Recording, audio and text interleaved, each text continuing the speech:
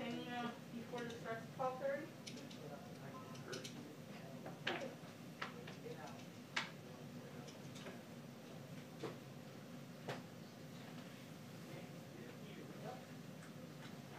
Good, you're still there. No shift change. Yeah. So you don't need anything here at the, if we already had that, cool. Yeah, I don't know. This is my first one. Let me see if somebody knows. Yes. Yeah. It's on the record. Yeah. Hey, do these things happen on time? Do you guys know? I don't know. Yeah. Is it at 12:30? Yeah. Nobody knows yet. Okay. Okay. Yes.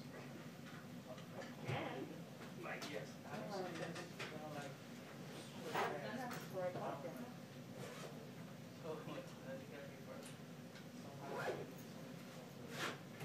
all right, got it now. Yeah, sounds really nice. And you're hearing me. All right, talk to you later. Excellent. Perfect. Perfect. All right, talk to you later. Bye.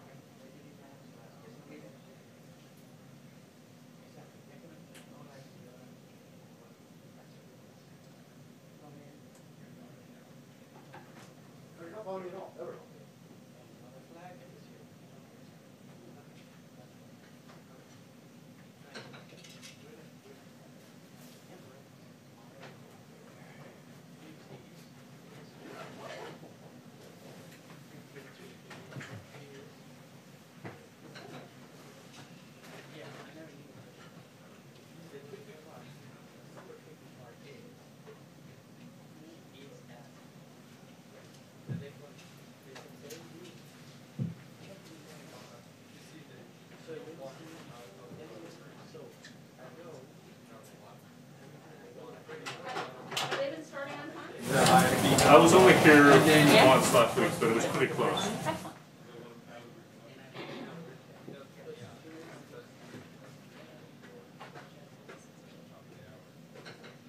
I'm gonna get up on this one before I start on it. Oh, anyway,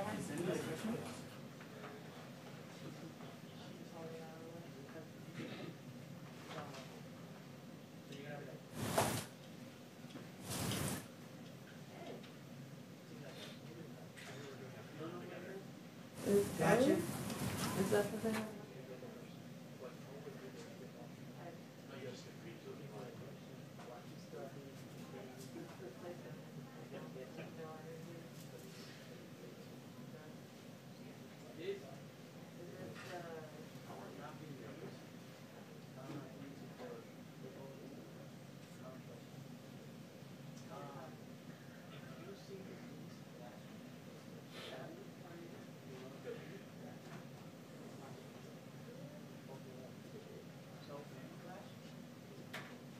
it's good to see that I'm not the only one that's double masked. Both are. Oh, yeah. I'm just doing it because I'm seeing other people doing it. Yeah. It's good. Fauci endorsed it. Yeah, medical people say. Yeah. This is my first day trying it. I really want to get some KN95. I got mine at like email. I guess you can probably order them online. You can also, every minor on because my ears like don't do well with. Oh, that's a good idea, yeah. It actually makes it a little better. Yeah. So I can't.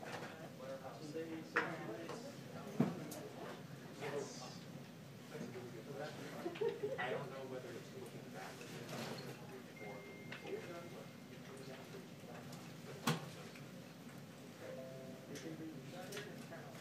yeah.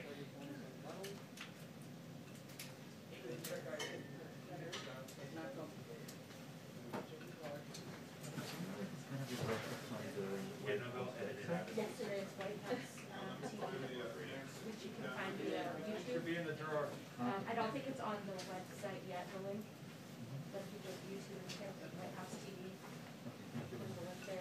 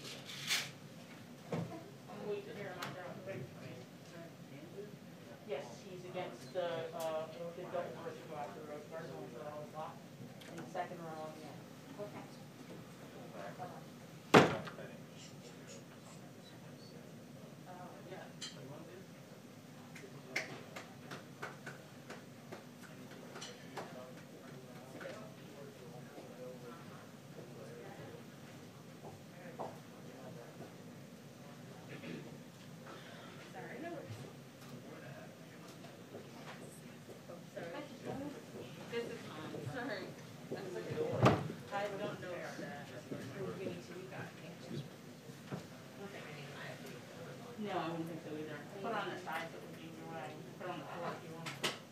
Do you need a piece of tape or anything? Okay.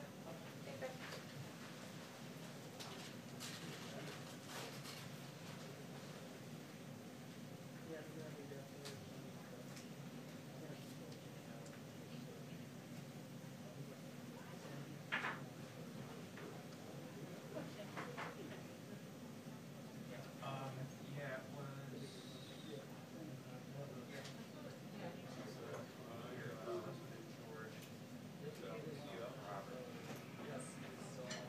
I'm sorry.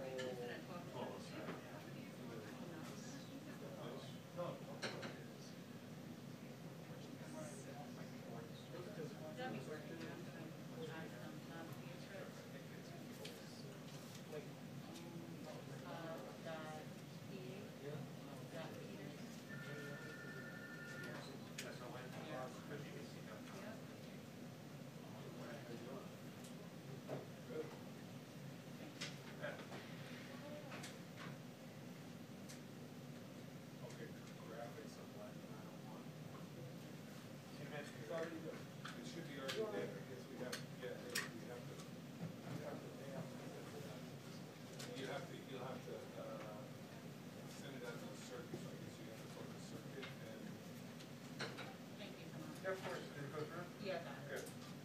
So I'm here with Brian Cole.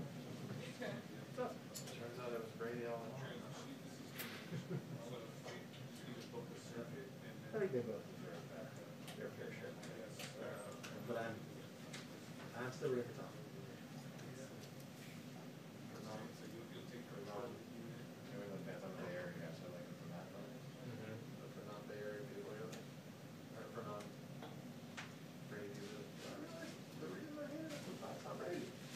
The rest of the world saying that.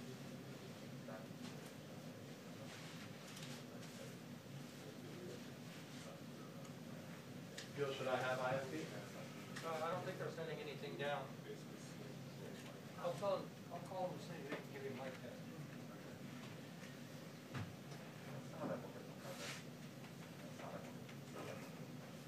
Okay, well, we've got to write it out. Round one.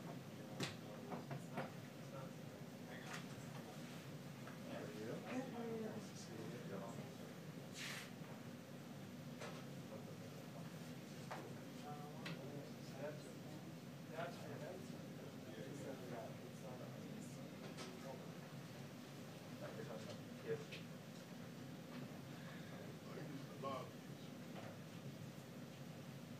Basically, we don't have control what circuit goes. Right. Chris, email someone. Okay, sir. Lighthouse. Peter, buddy, what's up, dude? How are you doing?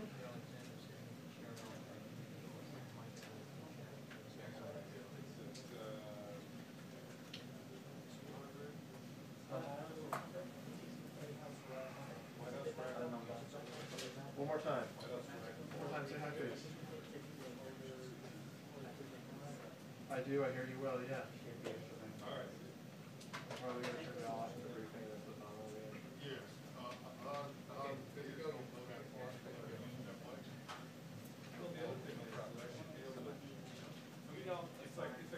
I can't assign circuit. If you're not seeing it on 901, you don't call me. Right. You gotta call the status.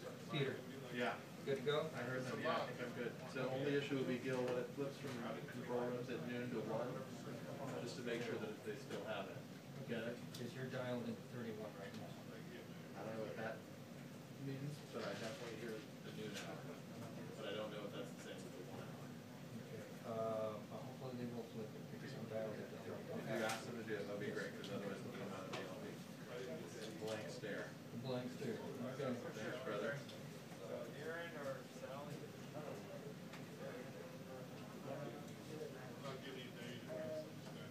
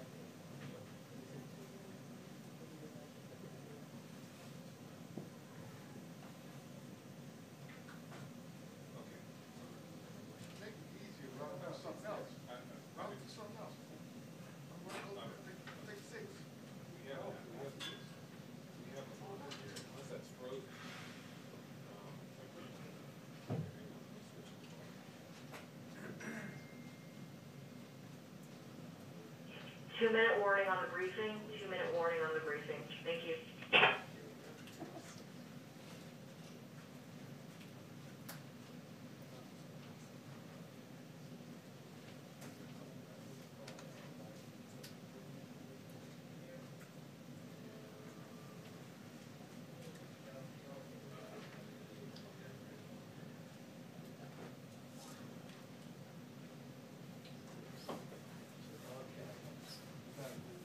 Right away here.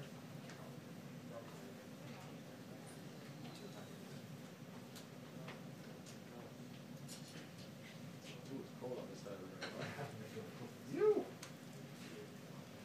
I know you might be in the. Am I? No, Everybody moves one today. Yeah, you're in the corner. in the corner? Oh. Wilson, thank you. I'm in the corner today, apparently. Yeah, the whole time too. Put a line in the sand.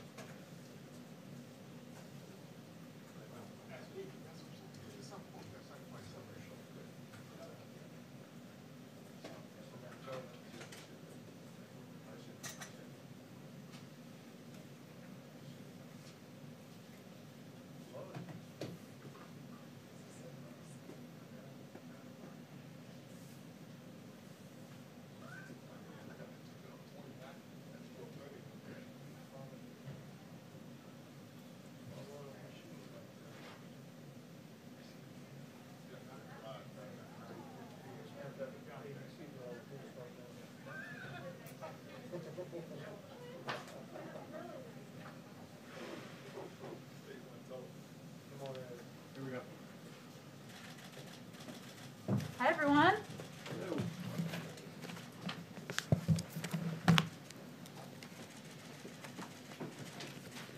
Good afternoon. As part of our administration's efforts to increase transparency and introduce all of you to the policy experts who are leading the President's initiatives, we're joined today by Domestic Policy Advisor Susan Rice, who will be talking about the racial equity executive order that the President will be signing this afternoon. She's kindly offered to stick around and take some questions. I will, as usual, play the role of bad cop when it's time for her to go. So with that, I'll turn it over to Susan.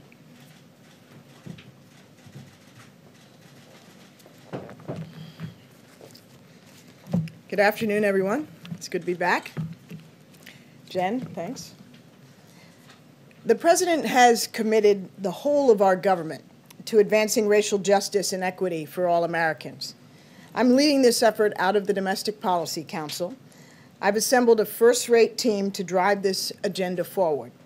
We'll hold the federal government accountable for advancing equity for families across America. I have the support of every White House office and every agency in this work because, as President Biden has made clear, advancing equity is everybody's job. Tackling these challenges, though, is personal for me. I'm the descendant of immigrants from Jamaica and enslaved Americans. My grandparents and my parents are beneficiaries of the American dream, and so am I. My family's story is a remarkable one of the march towards greater equality and opportunity. But for too many American families, systemic racism and inequality in our economy, laws and institutions still put the American dream far out of reach. Today, the average black family has just 1/10 the wealth of the average white family, while the gap between white and black in home ownership is now larger than it was in 1960. These long-standing inequities are compounded by the converging crises we face as a nation. Americans of color are being infected by and dying from COVID-19 at higher rates. 1 in 10 black Americans and 1 in 11 Latino workers are currently unemployed. By some estimates, 40% of black-owned businesses have been forced to close for good during the COVID crisis. Black and Latino families with children are twice as likely to be experiencing food insecurity during the pandemic as white families. And black and Latino Americans are 2.8 times more likely to die of COVID-19.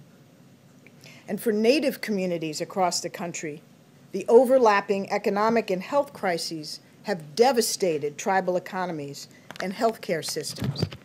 These are desperate times for so many Americans, and all Americans need urgent federal action to meet this moment. Today, President Biden will deliver a national address on his plans to advance racial justice and equity, starting with an equitable and inclusive recovery. President Biden will renew the federal government's commitment to making the American dream real for families across the nation by taking ambitious steps to redress inequality in our economy and expand opportunity for communities that have been left behind, including communities of color. His economic plans make historic investments in underserved communities and put equity at the heart of our recovery.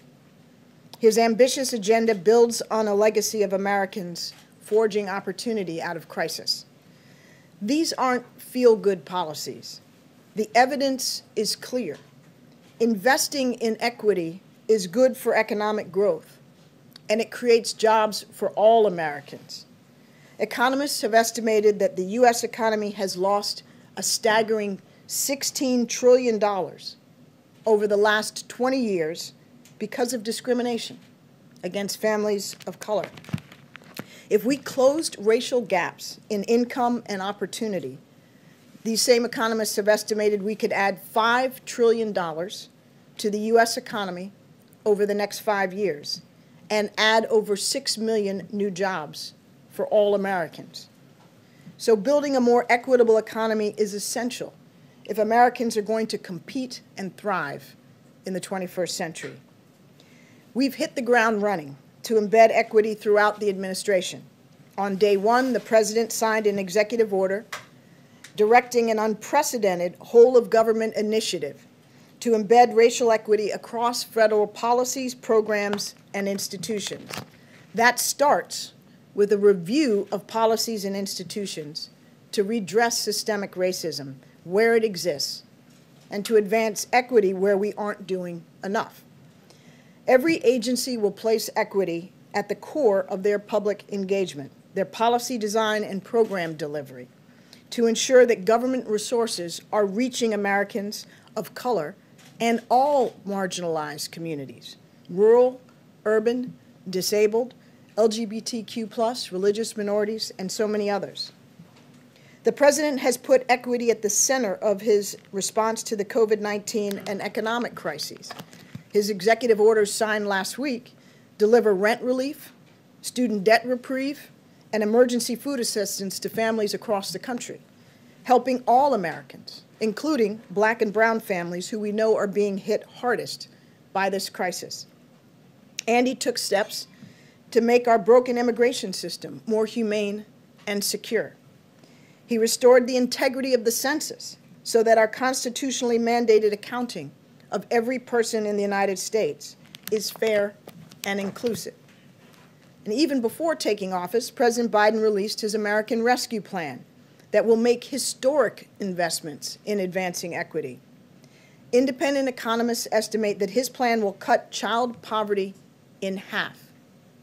Cut child poverty in half for all Americans and reduce overall poverty by 30%. Black American families this year will face a poverty rate of 20% if Congress does not act on the American Rescue Plan. But if enacted, the poverty rate would fall by over 1/3, and it'd fall by 40% for Latino families and by 1/5 for Asian American and Pacific Islander families.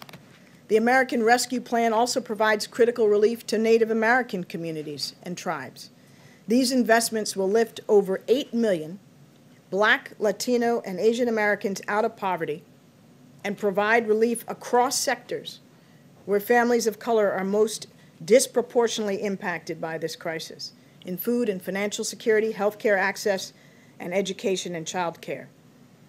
Today, President Biden is continuing his commitment to embedding equity at the center of his agenda by signing an additional package of executive actions.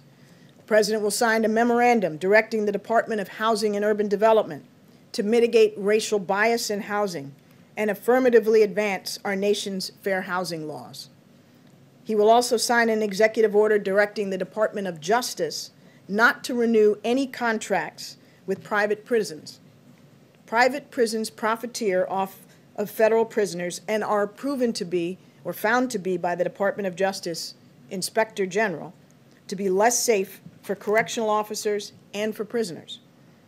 President Biden is committed to reducing mass incarceration while making our communities safer. That starts with ending the federal government's reliance on private prisons.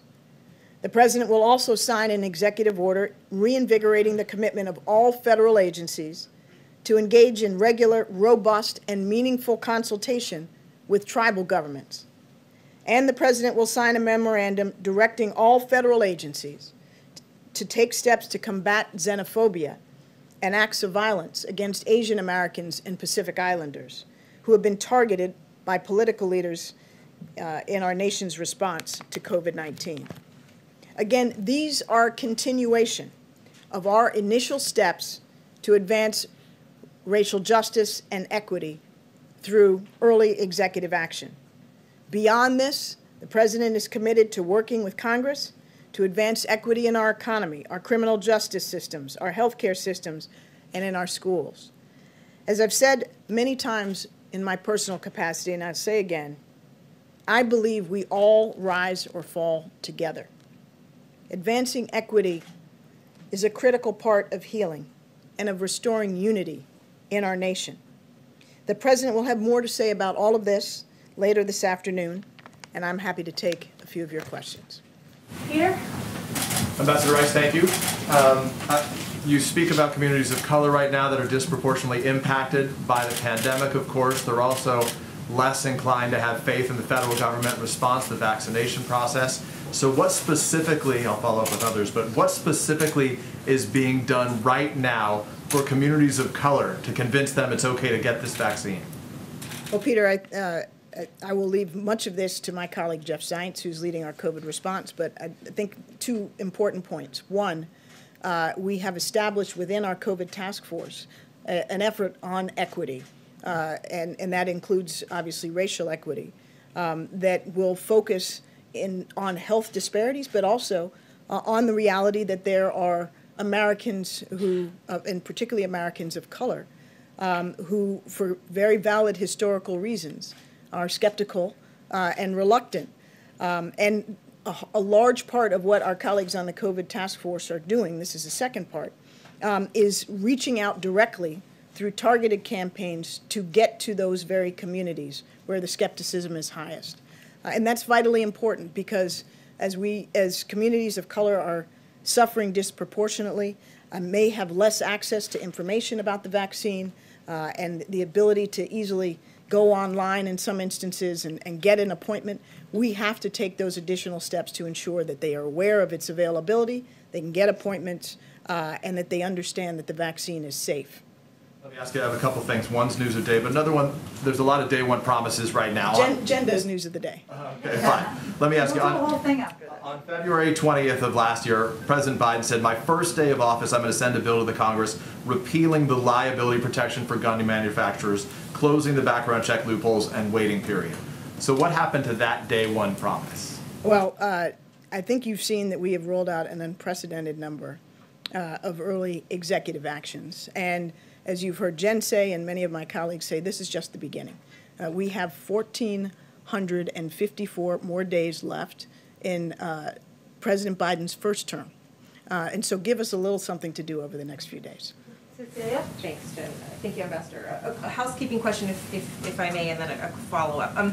Can you speak specifically to what this does as it relates to immigration and immigrants? Does this cover particularly the prisons and private prisons housing immigrants, undocumented immigrants, tens of thousands of whom are facing deportation in privately run prisons right now?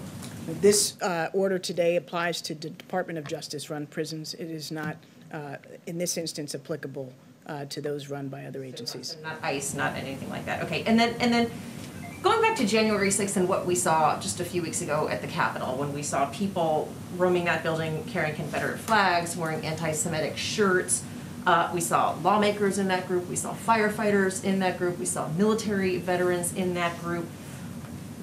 What are you doing to address this issue of white nationalism? And how concerned are you about the threat of from some of these groups leading into this impeachment trial in 2 weeks? Well, I think we have seen, and it's been plain for all Americans on their television sets, just how serious a problem we face from nationalists and white supremacists who have demonstrated willingness to resort to violence in some instances. And that is why the president has ordered the intelligence community to compile a comprehensive assessment of the nature of this threat and challenge and its origins and roots, and thus provide policymakers with inputs that will be very important to address this challenge. The National Security Council has set up a capacity within the NSC to focus on domestic violent extremism and to ensure that we are within the White House and within the interagency coordinating efforts to craft and implement policies that will address this. So we're taking it quite seriously. And why doesn't this address the ICE private detentions? It addresses the Department of Justice prisons in the first instance. It's silent on what may or may not transpire with ICE facilities. There was a Department of Justice Inspector General report in 2016 that underscored that private prisons funded by DOJ were less safe, less secure, and arguably less humane. This was the Obama-Biden administration took steps to end renewing of contracts for private prisons. Trump administration reversed that, and we're reestablishing it. Go ahead. And I know we met this morning, but tell us your name again. Mario Parker, Bloomberg News. Thank you, Ambassador Rice. Two questions. The first, what will the administration do to address the relationship between communities of color and police, particularly as part of the mass incarceration component? And then second question, Republican legislatures have signaled that they're going to look to roll back some of the voting procedures from the last election. We know that that's centered in some of those swing states and largely black and brown communities. What's the administration going to do about that as well? Well, with respect to prisons, policing, the entire basket of very important criminal justice reform issues, this is something that we are committed to addressing, and we will have more to say on criminal justice in the coming weeks, including on matters related to policing. So please stay tuned for that. With respect to efforts to roll back the access to the ballot, this is something that I expect that the President will address in his remarks today. It's a matter of real concern because we ought to be in the business of encouraging and enabling all Americans who are eligible to vote to be able to vote. And that's why we will continue to work with Congress on its various efforts to advance democratic reforms. There's legislation on the Hill that would move us in that direction, including restoring and revitalizing the Voting Rights Act. Jonathan, you'll have to be the last one. But Susan will come back, I'm sure. You going to let me come back? Race. We'll welcome you back. Go ahead. Thank you, Ambassador. These measures here are executive actions, which of course could be overturned and reversed by a future president.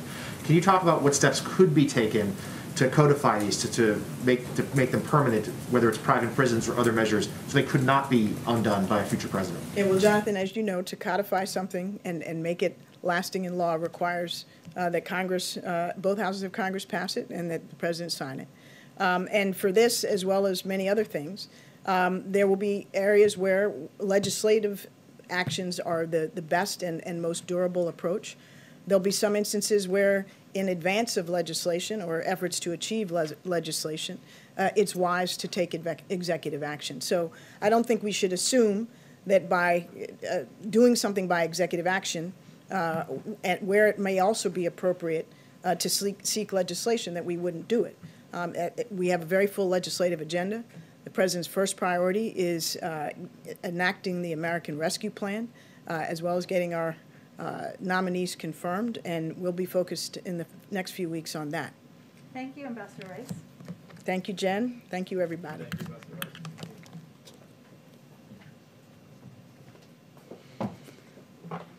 Okay, just a couple more things at the top, and then be happy to take your questions.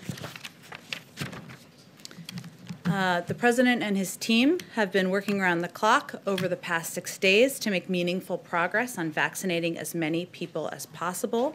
As we've talked about in this room before, increasing the vaccine supply and building increased cooperation between the federal government and state and local leaders on the ground is key to getting that done. The President will speak later today on those efforts and provide an update on his team's work to bolster the vaccine supply available so that we can, in turn, get more shots into Americans' arms as quickly as possible. And I'll also add, as many of you have reported, there are some calls this afternoon with governors to brief them on these plans and give them an update on how we will continue to work together even more efficiently. Couple other things. Earlier today, the first female vice president swore in the first female secretary of the Treasury. What's that for history? Dr. Janet Yellen. Today, of course, is a pretty historic day. And this afternoon, the vice president will make her first visit to a federal agency, the National Institutes of Health, where she and the second gentleman, will receive their second dose of the Moderna vaccine. The Vice President will thank Director Collins, Dr. Fauci, and the staff of the NIH for their work to develop the vaccine and efforts to keep Americans safe. She will also make the case that Congress needs to immediately pass the American Rescue Plan, which includes $20 billion to invest in local community vaccine distribution centers in the hardest hit areas. Her remarks on the vaccination at NIH will be live streamed on the White House YouTube channel, so you can all tune in for all of that. Okay, Jonathan, kick us off. Thank you, Jen. First, on the response to the pandemic, two matters there. First, if you give us to provide us a little more detail as to how much more of the vaccine is going to be distributed and how quickly to these states. We've heard governors sound the alarm that they are desperately low on what they need. And then could you talk about, has CDC considered and would the White House support a measure for testing for all passengers on U.S. domestic flights? Well, Jonathan, on the first, part of our effort is certainly to ensure we are more effectively and efficiently working with governors and local officials who have expressed some frustration in recent weeks about the lack of information and the lack of a federal plan. We've only been here 6 days, but we want to take steps as quickly as possible to address that. And part of that will be what the president updates us all on this afternoon. And I would be a very short-lived press secretary if I got ahead of the president. And we're having so much fun in here, so you don't want that to happen. On the second question on testing, we're constantly evaluating, of course, our medical and health experts, steps that need to be taken to keep the American people safe. We announced some travel restrictions, as you know, yesterday. I don't have any additional restrictions to preview or announce for all of you. I will remind you that tomorrow is the first day of our briefings that will be happening approximately 3 times a week that you can all tune in and learn more from our health experts on our plans. And on another matter, on impeachment, the president yesterday in an interview said that he did not believe that former President Trump would be convicted and therefore removed from office, but said he felt like the trial had to go on anyway. Could you please explain what he meant by that?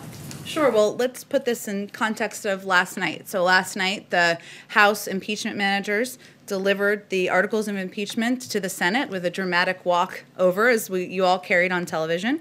The president was referencing a fact that he referenced in his statement just a couple of weeks ago when the House passed the articles of impeachment themselves, which is that now it, of course, will move on to the Senate. As he also said at the time, he hopes, and I'll quote him here, the Senate leadership will find a way to deal with their constitutional responsibilities on impeachment while also working on the other urgent business of the nation. He still continues to feel that way. So last night they delivered the articles. The next step, as you all have reported and people watching at home know, is for the Senate to proceed with their trial. He's going to allow them to move forward at the pace and manner that the leaders in the Senate determine. And I can promise you that we will leave the vote counting to leaders in the Senate from now on. Last follow-up and then hand off. On this, though, why is the president so reluctant to express his personal opinion as to what happens here? We understand he's not in the Senate anymore, but he is the leader of the Democratic Party. Why won't he say what he believes should happen? Well, the president believes that the Senate has the constitutional duty to proceed as they see fit on holding the former president accountable. He spent 36 years in the Senate. He's no longer there. As the president of the United States, he feels his role is to deliver on what he promised for the American people. So that's what he's trying to do every day.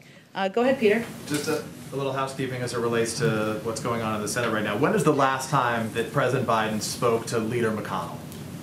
He has spoken with Leader McConnell, as he said. It's spoken with him a couple of times, but I'm not going to. I'm not going to read out specific calls to all of you on the pace or number of their phone calls. I guess the question is: this is someone who has always said, the president, that his strong suit is the ability to work with both sides of the aisle, and he criticized the previous administration for not bringing lawmakers here on COVID relief to sit down in the Oval Office. So why not say to Democrats and Republicans, come to the White House right now, let's hash this out, and let's get it done? Well, I know that would make for excellent television and quite a dramatic moment here at the White House, but he is in close touch, as our team is, members of our senior team, as you know, Brian Deese, a number of senior officials here at the White House, speaking with different caucuses in Congress, Republicans, Democrats, people from different wings of different parties about our plans and our commitment to getting the COVID package passed. But our view is that a lot of those conversations should happen one-on-one, should happen in small groups, and that's the most productive way to move this bill forward. Let me ask if I can. There seemed to be a little bit of disagreement in terms of the way both Dr. Fauci and President Biden viewed herd immunity and when we get out of this pandemic right now. We heard the president yesterday say, I feel confident that by summer we're going to be well on our way towards herd immunity. Dr. Fauci said that he thought this would likely occur where we were closer to being back to normal by this fall. Just so it's clear for Americans what the administration is promising or telling them, when should we expect that takes place? Well, the president is certainly pushing his team every day to deliver results as quickly as possible. So as part of his comments yesterday, he also talked about his desire to ensure there's greater availability in the spring, and certainly his hope that every American will, that more Americans will have access as quickly as possible. But he has also said many times it will take months and months for a broad swath of the population to be vaccinated. And as always, he's guided, as we all are, by scientists and medical experts, and certainly Dr. Fauci's guidelines of when we can expect for a broad swath of the population to be vaccinated. For specificity on the vaccine stockpile yesterday, you didn't have a specific number. CDC Director Rochelle Walensky didn't as well. What is the stockpile right now? Where do we stand at this moment? Well, the president is going to have more of an update later this afternoon, as I previewed earlier. Do we know the answer, I guess? Do we have our hands around that? Well, certainly there is we monitor updates on a daily basis through Tiberius and multiple systems that have available information on vaccine numbers that are distributed to states, what states have received, what they have distributed, and we've been connecting all the dots to ensure we have our best understanding of where the holdups are. And we, of course, have that assessment, but we're continuing to dig in every day on what the issues are. Why isn't the vaccine getting out to states? What is the holdup with vaccinators? Why aren't there more vaccine sites that are getting the supply they need? But later this afternoon, he'll have more of an update on our additional vaccine supply that we'll make available to states. Go ahead, Peter. Thank you, Jen. Peter row up here. Pete and Pete, or Pete and repeat, I guess. So the jokes could go on. Thank go you. ahead. Yeah, let's do that. So there are some reports that FEMA is now planning to reroute up to $10 billion in money that could be used to combat COVID-19 right now, to preemptively combat climate change by building seawalls and elevating flood-prone homes. And I'm curious if there has been any thought given to waiting until COVID is behind us to do that. Peter, I had not actually seen that report before we came out here. As you know, and I'll just repeat, the president's first priority is getting the pandemic under control and doing everything needed, putting all of the necessary resources behind that. But I'm happy to circle back with our team on that specific report. And another question, the president says that he hopes that the Senate leadership can continue, can do the Senate impeachment trial while working on the people's business. What if they can't? Well, as president, you always have to be hopeful, of course. That's your role as a leader, to push leaders, push Democrats and Republicans to make more progress. But you know, I think what the president will continue to do privately in his conversations with members of Congress, Democrats and Republicans, and publicly, is make the case for the cost of inaction. And I think he doesn't feel that the Democrats and Republicans in Congress have the space and the time to wait, that there's an urgency that the American people are going to continue to push members who are representing them on. And so I don't think he feels there's an alternative other than them to move forward with urgency. And then just one more. The riots in Portland and the violence in Portland recently, there was some discussion earlier about the January 6th rioters being reviewed by the DNI as domestic violent extremists. Are the rioters in Portland also being viewed through the same lens, or is that something different as the White House sees it? I think you and I talked about this yesterday and conveyed that all violence happening around the country will be reviewed as a part of the tasking that was done by the national security team. But I don't have anything to preview on it. Cecilia, go ahead. Thanks, Jen. On COVID relief, we've heard Republicans come out in opposition in broad brushstrokes at this point. But in terms of the conversations that Brady's is having, or the president for that matter, or anyone on your team, Has any Republican come forward to give you an alternative? What is happening with these negotiations? What are they telling you that they want? To go? To stay? What's the without you negotiating from here, but what alternatives are they giving you? Well, Cecilia, you have the benefit of having covered Congress for quite some time, and you know none of them are quiet about what they like and don't like, and they often say it publicly. So the president and members of our team are hearing many of the same expressions of support and sometimes expressions of questions about whether the package needs to be the same size, whether it's targeted, whether it should be targeted in this way. Those are the same questions that they are hearing privately. And but what the president is also hearing privately, and what members of our team are also hearing privately, is that they expect him to be focused on this package, and they will be as well. And they hear and understand the urgency. And as you know from covering this for quite some time yourself, oftentimes things come together right before there's a vote, right? The president kind of alluded to this yesterday, but we feel democracy is working how it should. He laid out his big package, his big vision of what it should look like, and people are giving their feedback, and he's happy to have those discussions and fully expects it's not going to look exactly the same on the other end. And on the stockpile assessment, I want to flip the answer that you've been giving, saying that it's 5 days or 6 days. Give us some time to catch up with this. I understand that. On the inverse, it's been 6 days. Mm-hmm. Why don't we know exactly what is in this stockpile? What have been the hurdles, the biggest hurdles in getting that answer? Slawi, you probably heard this yesterday, defended the program Operation Warp Speed, saying that the results were exceptional. So why is it taking so long? I'm not 6 days in. six days in. Well, 6 days in, the president is also giving an update on steps we're going to take to provide more vaccine supply to states across the country. In response to their concern, there has not been a federal plan in place, and that they haven't received the coordination, cooperation, and information they desired. So, in my view, that's a pretty rapid response to states' concerns. We do have an assessment.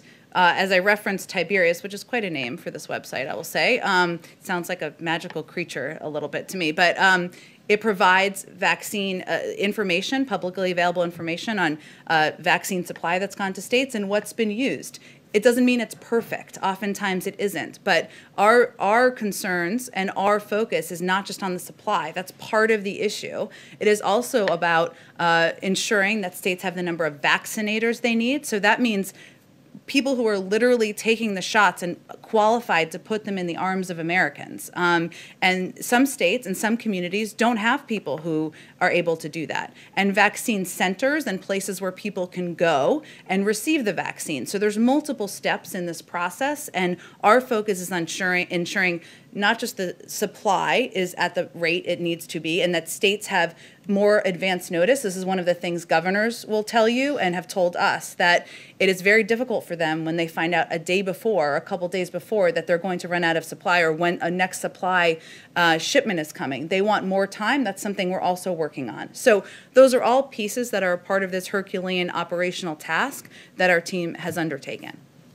Go ahead, Mario. Thanks, Jen. Senator Schumer last night said that he wants President Biden to consider declaring climate change a national emergency, to give him powers similar to what his predecessor, President Trump, did with the wall. Is that something that the president is considering? Well, the president has long said it is one of the 4 crises that he believes are central to the presidency and central to his time as the commander-in-chief and the president of the United States, addressing the threat of climate. So he is not only taken actions, executive orders, taken actions that fall under the purview of the president, but also he has pushed to find ways to work with Congress on taking additional steps moving forward too. There'll be more we have to share on our efforts on climate in the days ahead, but I don't think Leader Schumer has any doubt about the president's commitment to this, and certainly the fact that he has called it a crisis. He's said it is central to the issues he wants to take on in his presidency, speaks to his commitment to the issue. Go ahead. So 2 more questions to bring it back just to COVID response for a second. So first, one of the questions that's come up is how much money is needed exactly to respond to the emergency that we're in. Is it 1.9 trillion? Is it some other figure? Do you have an assessment just of how much money is left from Congress's last allocation towards these issues? How much is left to spend? Well, as Brian Deese, the NEC director, Brian Deese, said last week, the problem with focusing on the $900 billion package as the answer to our current problem now is that is catching up for what had not been done for the prior 6 months. So what we're really focused on now is what is needed for immediately now, of course, but also in the months ahead. And as I was alluding to a little bit earlier, the way the president thinks about this is what the cost of inaction is. So if you look ahead, it's critical, and I talked about this a little bit yesterday, that we don't get anywhere near the March cliff, which would mean the end of eviction and foreclosure moratoriums, the end of $300 additional UI assistance, the end of PPP loan applications for small businesses. And as you all know from covering what's happening in the country, people need security. And what we're trying to do now is provide that. So this package was designed not with a number in mind. We weren't trying to get a shock value, sticker value. The president relied on the advice of economists, of health experts, and others who recommended this is the size and the components that are needed now, not just to distribute the vaccine, but to provide certainty and a bridge to the American people to get to the other side. But you have a number right now for how much is for vaccine distribution alone, how much you have to spend as compared to what you've asked for. I'm happy to check with our team on that, but I will say that what we're looking ahead to is where are we in a couple of weeks and where are we in 2 months? And no one wants to be having a conversation in May about why our schools aren't open and why millions of people have been kicked off of unemployment insurance. So part of our role here is to look ahead, and that's exactly what we're trying to do with this package. So one other issue. The President Trump signed an executive order restricting exports of vaccines that are manufactured within the United States. That order is still in effect. First of all, what is your assessment of exactly whether drug manufacturers are able to send these vaccines overseas? Can they do that under current law? And two, will you take any action to reverse that executive order? That's a great question, and we've talked about obviously rejoining the World Health Organization and ensuring we are a partner to the global community on this effort only makes us safer and the American people safer, but I'd have to check on the specific export question for you. Go ahead. Jen, the national COVID strategy the administration released just a couple of days ago says that, quote, the United States will accelerate the pace of vaccinations by encouraging states and localities to move through priority groups more quickly. What is more quickly? How should governors interpret that? And will you provide more detailed guidance to state and public health officials on how they should be going through these priority groups? Well, the answer is yes, and part of our effort, as I mentioned, there was a call with governors this afternoon to provide an update on vaccine supply and steps we're taking from the federal government to ensure they have not just the information they need, but also the access to supply they need. And in terms of the pace, the guidelines will of course be publicized by the CDC. They have their first briefing tomorrow. We'll see if they have an update on that.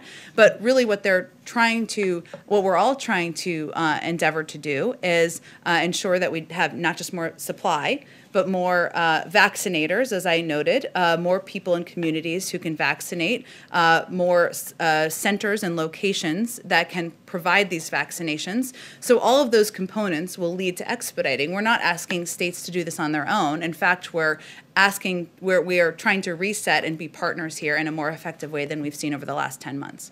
Health officials seem to be recommending now double masking. Is that something that the White House would like to see?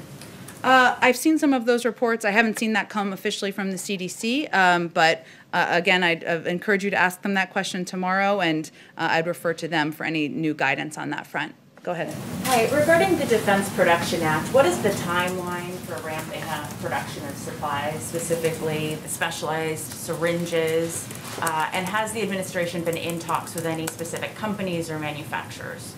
It's already been invoked and underway, so those discussions and efforts to ramp up production are already underway. They started as of less than 24 hours after the president signed that executive order and made that announcement last week. I don't have any specific companies, I don't think, to kind of preview or read out for you, but I'm sure we can follow up and see if there's more specifics to to provide on the specific companies. Department of Defense considering plans to deploy military, National Guard to help with the vaccinations, be those vaccinators in communities that are underserved? Well, certainly the government, across the government, everyone is going to play a role in COVID and addressing COVID and getting the pandemic under control, but in terms of their specific plans, I would send you to the Department of Defense. On behalf of the radio pool, sure. The administration's, this is for a reporter who can't be in the room, what are the administration's plans for Guantanamo and restarting military trials for detainees, one case announced last week? I don't have anything new on that. I'm happy to follow up on that for you as well. Go ahead. I just wanted to circle back to Peter's question.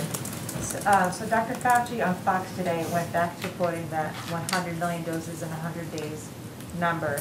So did the president misspeak when he said the new goal is 150 million shots in 100 days yesterday? Or was he operating under some new update that he got? The president didn't actually say the new goal is. The president said, I hope we can do even more than that. And that is certainly, of course, his hope. He is continuing to push our team to get as many Americans vaccinated as quickly as possible. That's why we set the bold goal of 100 million shots in the arms of Americans in 100 days to begin with. I would just remind everyone, this has literally never been done before. And as what he has asked the team to do and what the team is focused on doing is also planning for contingencies. I mean, we're at war with the virus. So in a wartime theme here, there are a lot of things you plan for, including trucks breaking down, freezers breaking, needing to plan for that, not having vaccinators in a location to be able to put the syringes in people's arms. The 100 million number, though, would be a more accurate number to be citing. That's the number we set based on the recommendations of health and medical experts, continues to be our goal.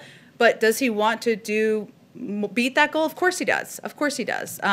But again, it is a goal that was set with contingencies we need to plan for in mind, and he's going to continue to push the team to meet that goal and go beyond it. Go ahead. I wanted to ask the ambassador, but I didn't get a chance to, which is in terms of the racial equity goals. Does the White House support overturning Small Business Administration language that prohibits people with records from accessing PPP relief? It's something that on the Hill has the support of Portland and Cardin. I know I had talked a little bit with our economic team about this issue earlier, but I'll have to circle back with you on it. It's a good question. We'll bring Ambassador Rice back, but we'll circle back with you on this today. Yamish, go ahead in the back. Hi, I have a couple questions. First is, David Kessler said that most Americans would not be vaccinated until the third or fourth quarter of this year. He said that last week. President Biden spoke and said that we could possibly have herd immunity as early as this summer. That's the difference of a couple months. I'm wondering if you could reconcile the difference there and talk a little bit more about when herd immunity and most Americans will be able to be vaccinated.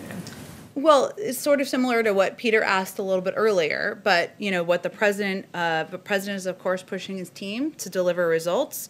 And his goal is to ensure there is a greater availability in the spring and that it continues to improve in the summer. Everybody won't be eligible this spring, as you all know, even as the CDC continues to provide updated guidance. But he would certainly defer to health and medical experts and obviously the guidance of Dr. Fauci on when we may be at the pace of reaching herd immunity. But, we will continue to update as more progress is made, what the goals look like. Following up on that, in terms of data collection, it's my understanding that something like 50% of the vaccinations are coming in without racial data. Is that accurate, or is there something else there? I'm wondering how you'll measure success in vaccinating people of color and vulnerable communities if you don't have the data on who's getting vaccinated. And will we seeing kind of mobile outlooks, mobile outreach to those communities in terms of vaccines? When might we see that? Yes, absolutely. That will be part of it, but also part of it will be working with pharmacies and working with health centers in communities so that communities across the country, rural communities, communities of color, have easier access to know where they can go and get a vaccine. But this is going to be hard, and we are not trying to sugarcoat that, and it will be very challenging. This is why everybody who comes and speaks about COVID talks about the challenge of vaccine hesitancy and how we're going to overcome that. And it won't just be about having centers. It will also be about overcoming a lot of these contingencies I've mentioned that we have to plan for, about more effectively communicating with people about the safety of the vaccine and really being thoughtful about who we're using to communicate. So it is going to take a multifaceted approach, and we are open-eyed about the challenge.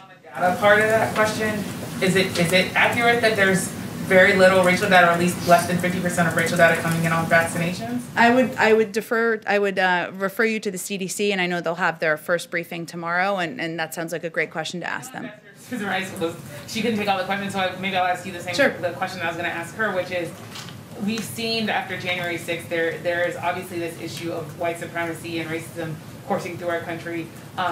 What's the biggest challenge when you think of equity in this country, and how do you measure success for something like that, especially when we think of all of the different ways that our country is dealing with it? I know these EOs are about housing and about criminal justice, but can you talk a little bit about how you're going to measure success and what the federal government's role is on something so big as inequality and racism?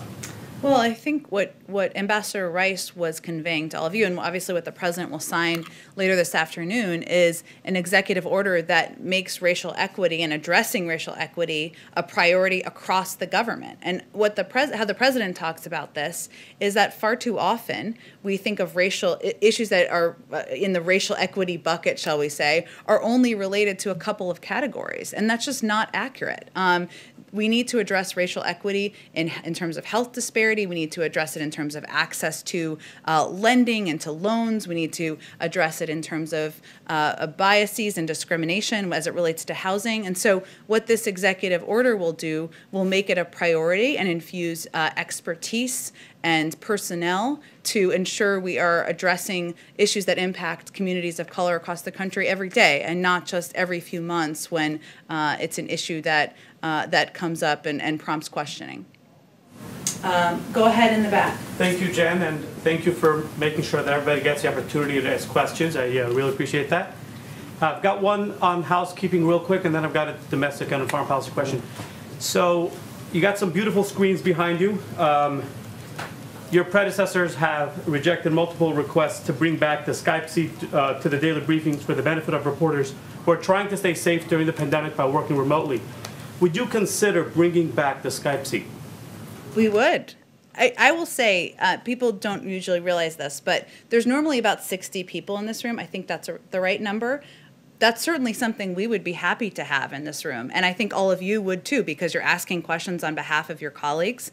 But we also we rely on the advice of our health and medical experts on what's safe, not just for us, but for all of you. And having everybody sit seat by seat wouldn't be safe. I know that's not what you're asking, but we'd certainly be open to taking questions via Skype. I took some questions on Twitter the other day. We're going to try to take some questions from the American people that they ask on YouTube. And so we'll continue to look for ways to not just bring back the daily briefing, but to take questions from more reporters and people.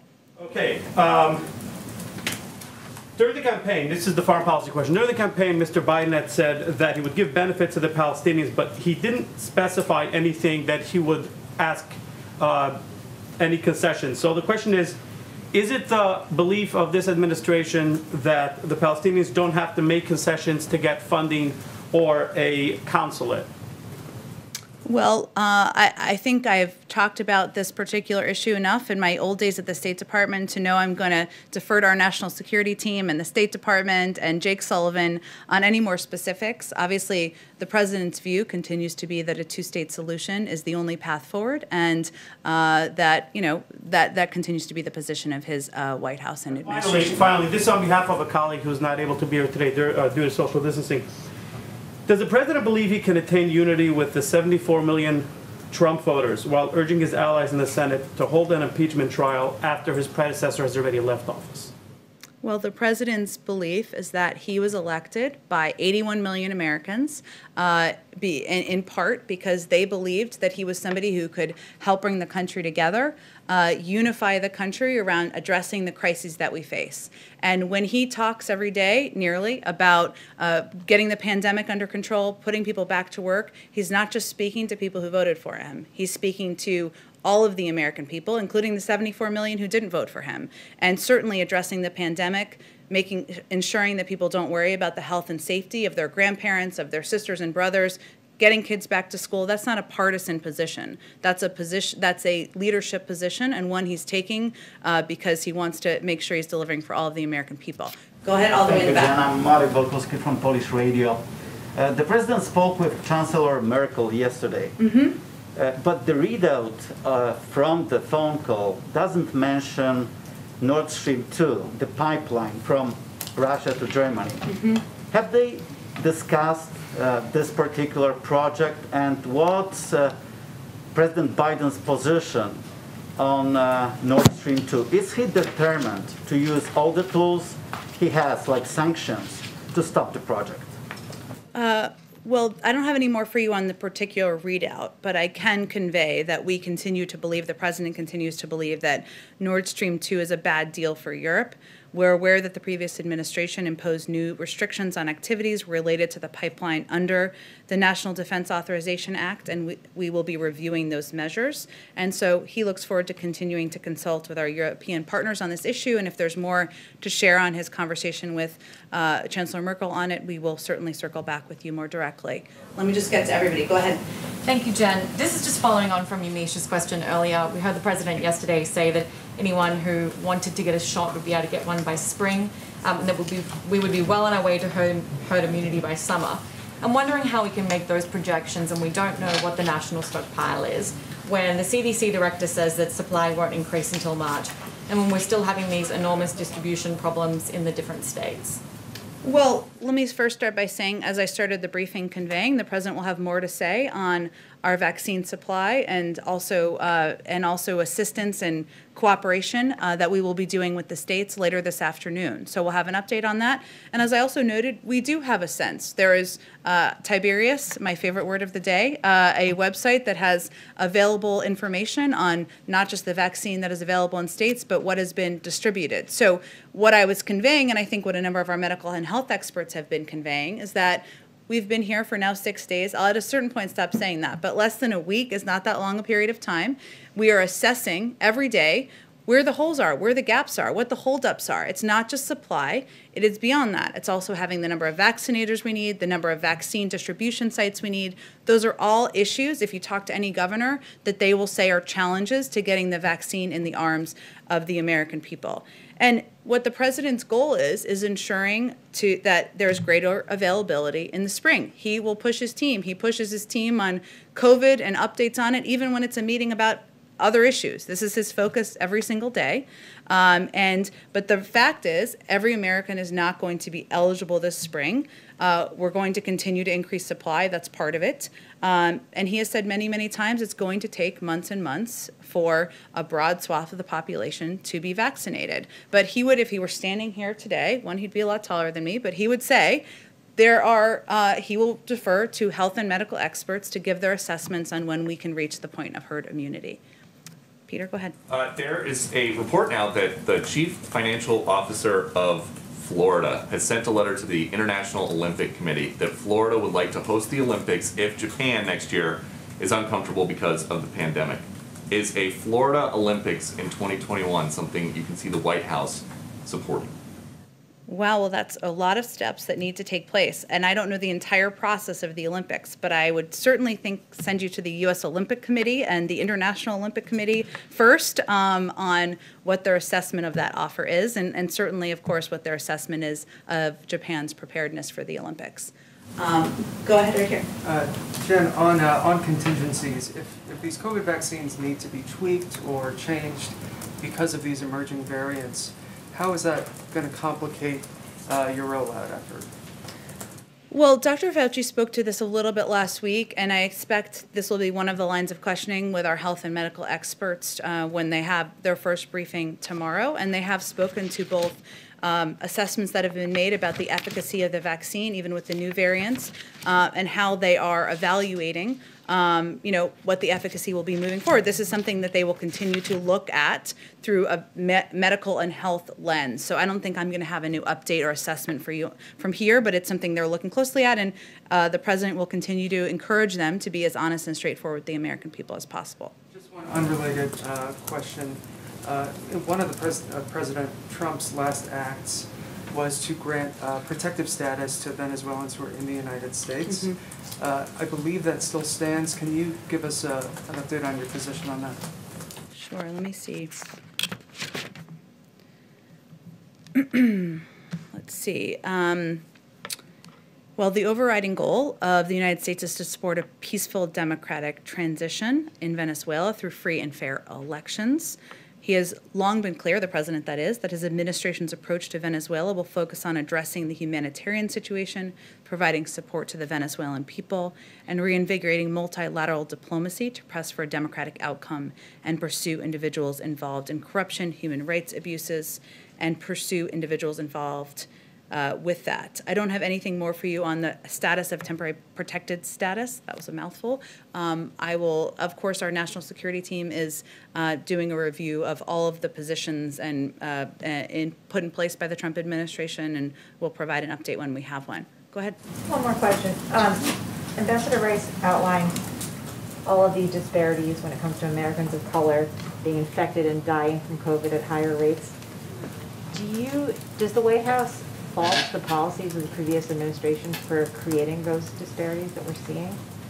Well, health disparities in communities of color existed long before the Trump administration took office, and I think that's a statement of fact. But what did not happen was actions put in place to ensure greater accessibility to communities of color for healthcare, greater communications and public campaign about how communities of color could gain access to healthcare and treatments, and certainly the actions taken by the prior administration to for all intensive purposes, destroy the Affordable Care Act didn't help any American and certainly didn't help communities of color. So the vaccine, as you all know, has only, we did not have the scientific and medical breakthrough until late last year.